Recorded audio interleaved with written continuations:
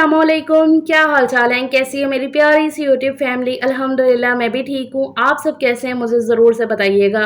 अच्छा, बहुत ही एनर्जेटिक सा व्लॉग लेकर आई हूँ मैं आप सबके लिए, full of motivation, full of energetic. सुबह का टाइम है 7 बजे का और मैं उठ चुकी हूँ, बच्चों को उठा रही हूँ। हानिया ऑलरेडी जा चुकी है वॉशरूम में फ़्रेश होने के लिए। अभी मैंने सजील को उठाया है और बस वही जो मॉर्निंग के छोटे-छोटे से काम होते हैं, उठते सार ही करने वाले। वैसे तो मैं उठी काफ़ी टाइम से हूँ, काफ़ी दफ़ा मैंने आपको बताया नमाज़ के बाद ना मैं अक्सर सोती नहीं हूँ। वीडियो का जो काम-शाम होता है ना, मैं उस टाइम पे अपना सारा क्लियर अप करती हूँ। और बड़ी अच्छी बात हो गई है, अब बच्चों की स्कूल की टाइमिंग काफ़ी जो है ना आगे हो गई है, लाइक 1 घंटा आगे चला गया। जैसे कि 7:30 बच्चे पहले पहले घर से निकलते थे और पौने 8 उनका स्कूल लगता था, लेकिन अब पौने 9 स्कूल लगता है और घर से वो 8:30 निकलते हैं। तो आज पहला ही दिन था इनका। फॉग की वजह से जो ना लाहौर में फॉग की वजह से टाइमिंग उन्होंने स्कूल की चेंज की है। लाहौर नंबर 1 पे आया है फॉग के मामले में। हर चीज़ में लाहौर नंबर 1 पे होता है। यहाँ से आपको ये भी आइडिया मतलब कि अच्छे से पता चल जाएगा कि हाँ भई मैं लाहौर से हूँ। इतना ये आता है ना सवाल कि आप कहाँ से हैं, कहाँ से हैं? तो मैं लाहौर से हूँ भई। ख़ैर आज मैं अपनी कोज़ी-कोज़ी सी ठंडी-ठंडी सुबह से दोपहर तक की रूटीन आपको दिखाऊँगी और ये ठंड के मौसम पे हम पे ये जो सुस्ती और काहली सवार हो जाती है ना, इसको आप कैसे ओवरकम कर सकते हो ये भी शेयर करूँगी। अच्छा, मैंने बताया ना कि बच्चे उठ के फ्रेश होने लग गए हैं और यूनिफ़ॉर्म इनके मैं रात में ही प्रेस करती हूँ। अगर आप अपनी सुबह को पुरसुकून बनाना चाहते हैं ना, तो कुछ काम आपको रात में ही करके रखने पड़ते हैं। जैसे कि बच्चों का यूनिफ़ॉर्म मैं रात में ही प्रेस करती हूँ और ऐसा भी नहीं है कि रोज़ाना यूनिफ़ॉर्म प्रेस होता है, क्योंकि दोनों के 3-3 यूनिफ़ॉर्म हैं, तो मैं क्या करती हूँ, एक ही दफ़ा सारे प्रेस करके अलमारी में लटका दिए, तो फिर पूरा वीक वो चल जाते हैं। एक यूनिफ़ॉर्म 2 दिन पहना जाता है, कभी होता है कि नहीं भी गंदा हो गया, रोज़ाना चेंज कर लो, तो वो ज़रा सिचुएशन पे डिपेंड करता है। खैर यहाँ से बच्चे उठ के फ्रेश होने लग गए, तो ये स्पेस मुझे मिल गई है खाली क्लीन अप करने के लिए। फ़िलहाल मैं समेटना कर दूँगी, क्लीनिंग तो बाद में ही होगी। एक दफ़ा ज़रा समेटना हो जाए ना, तो आधे से ज़्यादा साफ़-सफ़ाई तो हो ही जाती है। तो चादर की तह वगैरह बना के मैंने अलमारी में रख दी है और भी जो चीज़ें इधर-उधर पड़ी हुई थी ना, वो उठा के रखी हैं। और फिर मैं आ गई हूँ इधर किचन में। यहाँ पर ये आटा मैंने पहले ही निकाल के रख दिया था और साथ में ये मूली की स्टफ़िंग है। आटा ना मैं निकाल के ज़रा फ्रिज में से रख देती हूँ, 5-7 मिनट वो बाहर पड़ा रहता है ना, ज़रा थोड़ा-सा सेट हो जाता है, फिर रोटी पराठा अच्छे से बन जाता है। तो वही जो ना टाइम मैं बाहर यूटिलाइज़ कर रही हूँ कि हॉल पूरा समेट आई हूँ। और अब यहाँ पर मैं छोटे-छोटे से पेड़े बना लूँगी और साथ में मूली की स्टफ़िंग बना के रखी है, तो मूली के पराठे बन जाएँगे। तो यहीं से बच्चे खा के जाएँगे। मूली की स्टफ़िंग भी मैंने रात में ही तैयार करके पूरी रख ली थी, क्रश करके मूलियों को उसमें सारे मसाले वगैरह डाल के, मतलब पूरा मिक्सचर रेडी करके रख लिया था। आटा भी गूँधा हुआ पड़ा हुआ था। बच्चों के लंच बॉक्स में क्या जाना है, वो घर से क्या खा के जाएँगे, ये रात में ही मैंने सोच के रखना होता है, उनसे पूछ के रखना होता है कि हाँ जी, भी सुबह क्या जाएगा आपके। अब जैसे कि रात को मेरे पास ऑप्शन सिर्फ़ मूली के पराठों का ही था। मतलब बच्चों ने भी हामी भर दी, वरना तो बाहर से अंडे वगैरह भी आ जाते हैं, अंडे ब्रेड वगैरह हो गया। तो अम्मी के घर से लेट आए ना, तो फिर बच्चों से मैंने पूछा कि हाँ जी भई सुबह क्या खाओगे क्या? तो उनको बोला उन्होंने कि हाँ जी भी हम मूली के पराठे खाएँगे और घर से खा के जाएँगे। ये ऐसे स्टफिंग वाले पराठे हो ना, तो मैं कम ही इनको देती हूँ लंच बॉक्स में भर के, क्योंकि वो ना फिर ऐसे खाने वाले नहीं रहते हैं, बच्चे खा के भी नहीं आते हैं। 1-2 दफ़ा मैंने अगर किया भी है ना ऐसे, तो वो नहीं खा के आते हैं। गरमा-गरम ही पराठे अच्छे लगते हैं, ऐसे स्पेशली जो स्टफिंग वाले होते हैं। अगर ऐसे कभी सादा दूसरा पराठा बना भी दिया ना अंडे के साथ, तो वो फिर भी खा लेंगे, उसका मैं रोल इस तरीके का बना देती हूँ, लेकिन ये नहीं खाया जाता। तो इन्होंने बोला था कि हम घर से ही खा के जाएँगे, आज लंच बॉक्स नहीं लेकर जाएँगे, तो इसलिए यहाँ पर ना मैं इनके लिए दोनों के लिए 1-1 पराठा बनाऊँगी, लेकिन दोनों ने सिर्फ़ हाफ़-हाफ़ ही खाया था और बाकी कैंटीन के लिए तो मैंने बिल्कुल ही मना कर दिया है। तो फिर यहाँ से ये हाफ़-हाफ़ पराठा ही आज खा के गए और साथ में थोड़ा-थोड़ा सा दूध पी लिया था। तो पराठा वगैरह इनको बना के दिया मैंने, और पराठा ऐसा है ना कि अगर मैं कुछ भी ऐसा बना रही हूँ, तो वो मैं पहले ही बना के रख देती हूँ, फिर पराठा ज़रा ठंडा होता है, फिर बच्चे ज़रा खाते हैं। सुबह के टाइम ना इनकी ज़रा थोड़ा-सा ना नखरा बच्चों में थोड़ा ज़्यादा होता है बाकी टाइम के मुकाबले में, तो फिर उस हिसाब से ज़रा चलना पड़ता है। तो मैं पराठे बना के रख देती हूँ, फिर ज़रा ठंडे होते हैं, फिर बच्चे खाते हैं। तो बच्चों को नाश्ता वगैरह बना दिया ना, जब तक वो खा पी रहे हैं ना, मैंने आके यहाँ से बेड वगैरह उठा दिया है, और भी छोटे-छोटे काम मैं कहती हूँ सुबह के टाइम ना समेटने का काम काफ़ी हो जाता है, और मैं 1 मिनट ज़ाया नहीं करती हूँ अपना। बच्चे अगर कुछ कर रहे हो तो मैं कुछ और करने लग जाती हूँ, कि मतलब घर का ना मैं देखती रहती हूँ कि हाँ, मैं ये कर सकती हूँ ना, तो हाँ, इस टाइम पे मैं ये कर लेती हूँ। आप लोग खाओ-पियो। छोटे बच्चों को खुद से तैयार करना पड़ता है, माशाल्लाह से बच्चे खुद ही हो जाते हैं रेडी, सिर्फ़ हानिया की बाल वगैरह मुझे बनाने होते हैं। नेक्स्ट ईयर से जब ज़यान जाएगा ना स्कूल माशाल्लाह माशाल्लाह से, तब मेरी ड्यूटी अच्छी खासी बढ़ जानी है इंशाल्लाह अल्हम्दुलिल्लाह से। ख़ैर इनका खाना-पीना हो गया है, बच्चे तैयार हो गए हैं, हानिया के बालों में बस अब मैं चुटिया कर दूँगी और मोस्ट ऑफ़ द टाइम चाहे मेरे बालों में कंघी करनी हो या हानिया के बाल बनाने हो, मैं इधर ही खड़े होके कर लेती हूँ, क्योंकि बाल गिरेंगे तो यहीं से बाहर निकल जाएँगे, क्योंकि बाल तो गिर रहे ही होते हैं, चाहे थोड़े गिरें, ज़्यादा गिरे, हालाँकि अल्लाह का शुक्र है, पहले गुच्छे के गुच्छे बाल उतरते थे हमारे, लेकिन अल्लाह का शुक्र है बहुत कम हो गए हैं।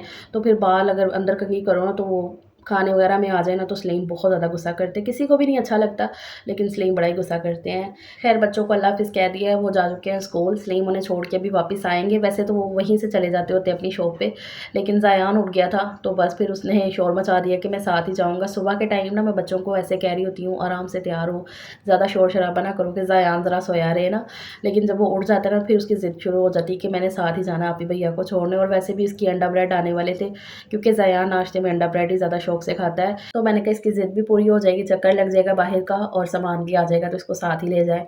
तो वही वो आएँगे अभी उसे छोड़ने के लिए। जैसे वो निकले हैं ना, फ़ौरन से मैंने अंदर रूम समेटना शुरू कर दिया है। रूम खाली हो गया था, क्योंकि यहाँ पर पहले ज़यान और सलीम साहब सोए हुए थे, तो इसलिए नहीं मैंने सुबह में किया है। जैसे वो निकले हैं ना, तो फ़ौरन से मैंने रूम समेटा है और अभी झाड़ू भी लगाना शुरू कर दी है। कपड़े भी कल धुले थे, लेकिन अभी वो मैं बाद में तह लगाऊँगी। फ़िलहाल वो जो है ना, मैंने उठा के उनको साइड पे रखा, बेडशीट सेट की और फिर वापस से कपड़े रख दिए उधर सेट करके कि ये मैं बाद में तह लगाती हूँ। बाकी का ये जो झाड़ू-साफ़ी का काम मैंने कहा एक दफ़ा कर लूँ। तो सलीम अभी भी नहीं आए थे, क्योंकि ब्रेड वगैरह लेकर आते हुए जाते हुए बच्चों को भी बाहर से कुछ ना कुछ लेकर देना होता है ना, तो उनको 15-20 मिनट तो लगते ही लगते हैं। तो इस बीच में मेरे पूरे घर की साफ़-सफ़ाइयाँ हो जाती हैं, झाड़ू-साफ़ी पूरा लग जाता है और किचन तो ज़्यादातर मैं उनके होते-होते जैसे कि साथ-साथ ही ना साफ़ कर लेती हूँ। कभी ऐसा होता है कि नहीं भी कुछ एक्स्ट्रा काम खोला हुआ ना, तो फिर ज़रा टाइम उस हिसाब से लग जाता है, लेकिन मोस्ट ऑफ द टाइम तो यही रूटीन होती है कि डेली बेसिस पे इतना ज़्यादा काम नहीं होता है। और बस आपने ये माइंड सेट अपना बना लेना है कि सुबह का 1 मिनट भी आपने ज़ाया नहीं करना, तभी आप जो ना पूरा दिन पुरसुकून रह सकेंगे और खुद को एनर्जेटिक भी इस तरीके से रख सकेंगे। अपने जो लेज़ीनेस है ना, वो आपकी बिल्कुल ख़त्म हो जाएगी जब आप अपना माइंड सेट कर लोगे नहीं भी कि सुबह का जो ये टाइम है ना, रूटीन है, इसको हमने सेट करके चलना है, तभी जो ना पूरा दिन अच्छा गुज़रेगा। फिर उसमें रेस्ट भी हो जाएगी अगर आपको कभी नींद आ रही है, क्योंकि सर्दियाँ एक ऐसी चीज़ है ना जिसमें खुद ब खुद ही इंसान को ना ज़रा लेज़ीनेस होने लगती है। जैसे वो ज़रा बिस्तर पे बैठता ही है ना, बस होता है कि चलो अभी कंबल ओढ़ो, लेट जाओ, रेस्ट कर लो। ये नेचुरल है इंसान में ना, ये नेचुरल चीज़ हो जाती है। तो जब एक दफ़ा सारे आपके घर के सुबह के जो काम होते हैं ना, वो ख़त्म हो जाएँगे ना, तो फिर चलो 1 आध घंटे रेस्ट भी हो जाए ना तो चलता है। लेकिन सारे कामों को छोड़ के सीधा लेट जाना, सो जाना ना, तो वो बिल्कुल समझ में नहीं आता। इंसान ना मेंटली तौर पे हिल जाता है इस तरीके से, जब कोई रूटीन सेट नहीं होगी। ख़ैर जी, मैंने पूरे घर की साफ़-सफ़ाइयाँ की, ज़ायान आया, उसको नाश्ता करवाया, उसको फ्रेश करवाया, खुद फ्रेश हो गई और फिर मैंने दवाई खाई। आपने मेरे फ़ेस पे स्वेलिंग देखी होगी, फ़ेस पे क्या पूरी बॉडी पे मेरे स्वेलिंग हुई है। आजकल ना मुझे बीपी हाई का थोड़ा-सा इश्यू रह रहा है, उसी की मैंने अभी दवाई खाई है। जब मैं सुबह उठी तब मैं सही थी, काम-शाम सारे किए, लेकिन आहिस्ता-आहिस्ता ना वही मुझे बीपी हाई की वही मतलब पता चल रहा था। फिर मैंने फ़ौरन से वो गोली खाई अपनी और थोड़ी देर मैंने रेस्ट कर ली थी। आजकल ना इसी वजह से व्लॉग्स मिस हो रहे हैं, कभी व्लॉग बन जाता है तो एडिटिंग नहीं हो पा रही है मेरे से और कभी जो है ना व्लॉग ही नहीं बन पा रहा, तो इस तरीके से ना आजकल चल रहा है। मैं ना बहुत ज़्यादा आपसे ये बातें नहीं बताती हूँ, फिर मुझे होता है कि नहीं भी मेरी बहनें, मैं आपको ना डिमोटिवेट नहीं बेसिकली करना चाहती हूँ। मुझे ना पहले खुद नहीं समझ आ रही थी कि मेरे साथ क्या हो रहा है।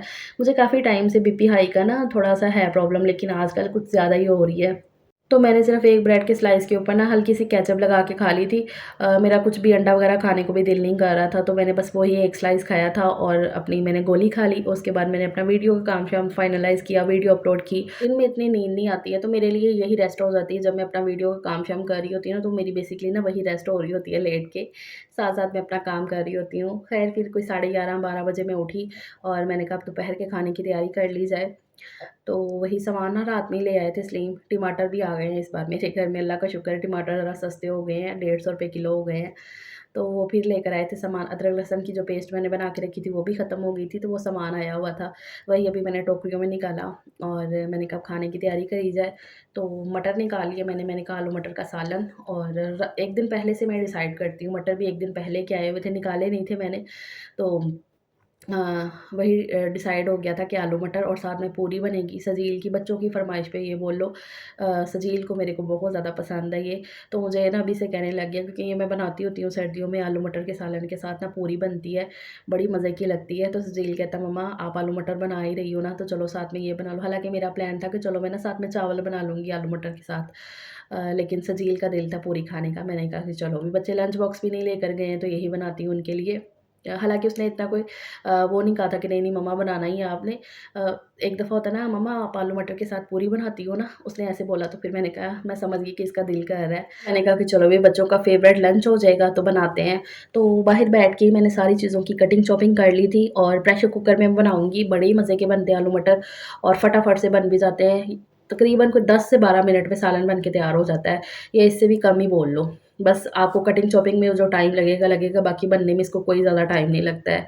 तो यहाँ पर मसाला मैंने भुना है और इसमें मटर और आलू डाल दिए और साथ में इसकी अच्छे से मैं बुनाई कर लूँगी। सालन अगर अच्छा आपने मज़ेदार सा बनाना है तो उसकी बुनाई बहुत ही ज़्यादा अच्छे से किया करें। तो मैं क्या करती हूँ कि आलू को पहले डाल के ना ज़रा थोड़ा-सा फ्राई सा कर लेती हूँ और फिर बाद में मटर। तो बुनाई हो गई है, अब मैं इसमें थोड़ा-सा पानी डाल दूँगी, अच्छा-सा ज़रा रस मिसा सा करके सालन बनाऊँगी ना, तो बस मैंने सीटी लगा दी थी कुकर बंद करके। 5 मिनट कुकर चलेगा, मतलब कि 3 मिनट अच्छी सी सीटी चल जाएगी ना, फिर बंद कर दूँगी। तो तब तक यहाँ पर जो है ना मैं आटा गूँध लेती हूँ, पूरी के लिए, पूरी बनेगी ना साथ में। तो आटा मैंने छान लिया, इसमें नमक और कुकिंग ऑयल वो तो मैं वैसे भी डालती हूँ जब मैं रोटी के लिए भी आटा गूँधूँ ना, लेकिन पूरी के लिए भी इस तरीके से नमक और ऑयल डाला और साथ में जो है ना कसूरी मेथी। कसूरी मेथी को हाथ से मसल के मैंने वो डाली है और मिक्स करके ना थोड़ी-सी सख्त रख के ना इसको मैंने गूँध लिया है। नॉर्मल जब आटा रोटी वगैरह के लिए गूँधा जाए ना, तब तो होता है ना कि चलो मीडियम सा आटा, ना ही ज़्यादा सख्त हो, ना ही ज़्यादा नरम हो। लेकिन इसके लिए ना आटा थोड़ा-सा ना हार्ड गूँधना होता है। तो वही मैंने ज़रा थोड़ा-सा सख्त रख के आटा गूँधा है। अब इसे कवर करके रख दूँगी थोड़ी देर के लिए।